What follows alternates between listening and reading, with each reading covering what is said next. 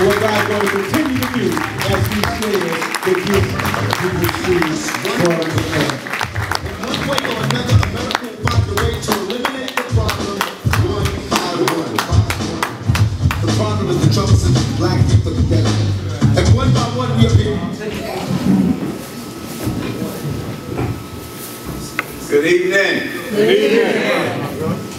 I first want to start off by saying I truly believe it's through God's mercy and a praying mother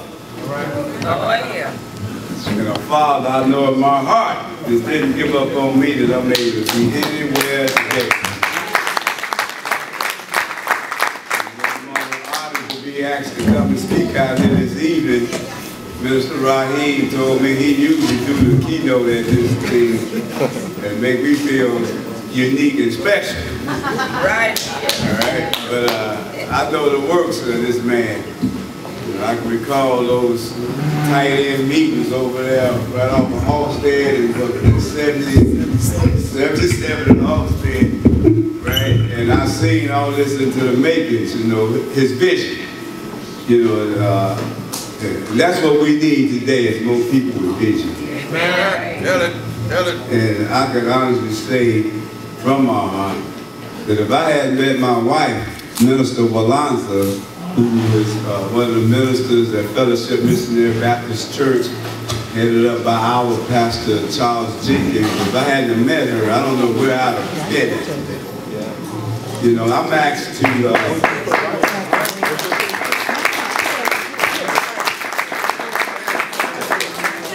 and not forget neither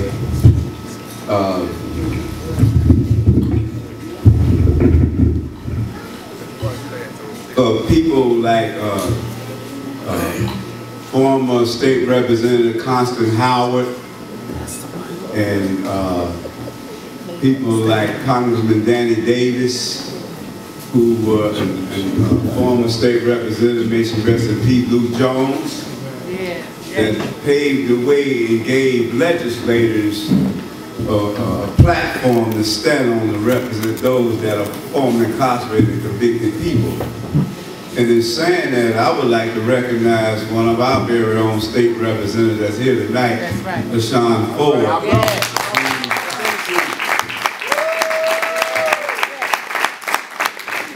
He's our true champion today. And we got to get behind him, because the mantle has been handed down to him. Congressman Davis is at that age where, I'm going to say about the time. Somebody take that out of context. Because Connie have. So we got to get behind our brother. You know, and I'm 100% behind him. He's going through some trying times now. But with the people behind him and God in front of him, he can't fail.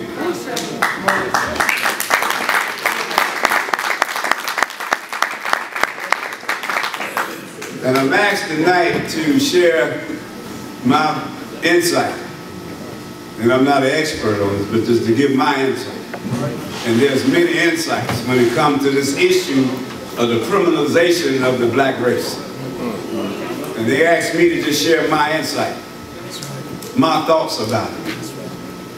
And when I think about the criminalization of the black race, we got to go way back before black folks even landed on these shores here. When Europeans invaded Africa, and they went back to Europe and gave a negative image of African people. They say we were savages, primitive people, ignorant. So they planted in the minds of white folks, the European, that African people are people that can't take care of themselves. And then they would put some of them that they brought back on display like they would someone at a circus. Yes. So that put in the minds of European people way before we landed on these shores how we were labeled as criminals. Because if we was left unattended, we would break a law. So when we come up to speed here into this country here, and I'm talking about during the era that a lot of us are ashamed to talk about, slavery. But we had some great people doing slavery. Yes, sir. You know, and when you study the whole history of slavery, the police department in this country was based on the birth of first them tracking down runaway slaves that resisted to be enslaved. And so in tracking down slaves, they would have to shake down people's homes with pretty much European people that had the homes that were not slaves and look for slaves. So that gave birth to the first form of policing in here. See? And see, during slavery, you had some people that rebelled, like Denmark Vesey, Mark Delaney. They rebelled against slavery. And when you're talking about gangs, street gangs, there was a minister during the era of slavery. They called him Nat Turner. That was a minister.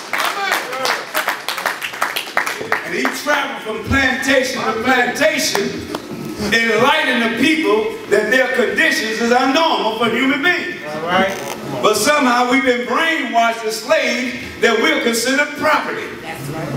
And he would go from plantation to plantation, uplifting the people and raising their consciousness. And he led the largest, most effective slave revolt in his history. Out of the over 125 revolts that they don't report about, but his was one of the well-known. And why is that significant? He was a minister that led a movement. Need more like it. I ain't talking about a civil rights movement. I'm talking about a human rights movement. That's right. That's right, man. And when they tracked him down after killing over 52 people and had the whole South in terror, they didn't just want to kill him, they wanted to know, how did you do this? And he shared his vision. And they put it in the form of, we know today, Nat Turner's Confession. Why is that key today? I know another young minister that went beyond the bullpit. They call him Dr. Martin Luther King. He hit the streets. And you should know that black ministers, and I put emphasis on it, black ministers in the South didn't want him in their town or their church because they say he was a troublemaker. That he was making their life uncomfortable as ministers and had their congregation afraid because of Jim Crow. And when he organized and he came to the north, here in Chicago, black ministers here in Chicago say we don't want to touch him because the Northern Fox, Mayor Daley, say he's a troublemaker. And black ministers here in Chicago didn't want to touch him. But there was one minister that said, I welcome him and allowed him to organize at a Stone Temple Church on the west side of Chicago, where he lived not too far from there on 15th and Hammer. And then there was another minister from this south side, Pastor Reverend Clay Evans, that said, I'm behind him. Because black ministers were dependent on Pharaoh. Come on, baby.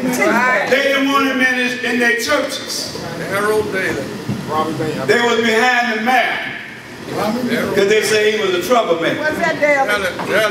And so you got to know that ministers that do the real work that Jesus did. So when you read about Jesus, you don't hear about Jesus in the White House. You don't hear about Jesus in banquet halls. You hear about Jesus down where the people are suffering, that don't have a voice, that he's uplifting and encouraging. And this is where Martin Luther King went. This is where Nat Turner went, to raise the consciousness of the people. And then you had another minister that scared the world through the teachings of the Honorable Elijah Muhammad. That taught the black people that, hey, we're more than what we become. You know him as Malcolm X, but he became Malik Al-Har-Shabazz, and his university was inside of a prison. Where he went inside the prison as Detroit Red. Couldn't read that good. He was an 8th grade dropout. Never went to a high school in his life. Did you know that? Never went to a high school in his life. But he turned the cell, or the prison cell, into a university where he studied history. See? And he came out with a vision, and he vowed that he would be the voice for his people. So let's go back to this subject, the criminalization of the black race. So you heard the term that blacks was once considered 3/5 of a human being. Well, let me tell you. When before Abraham Lincoln, this was before Abraham Lincoln, you had the country coming together, the South and the North, and they came up with what they call the Constitution of the United States of America. And so they kind of split the country up to make up this government of this country. And each state would have certain delegates to represent their state. And the South said, we need more delegates because we got more people in the South. But the North said, most of your people are slaves and you call them property. And see, that's what Abraham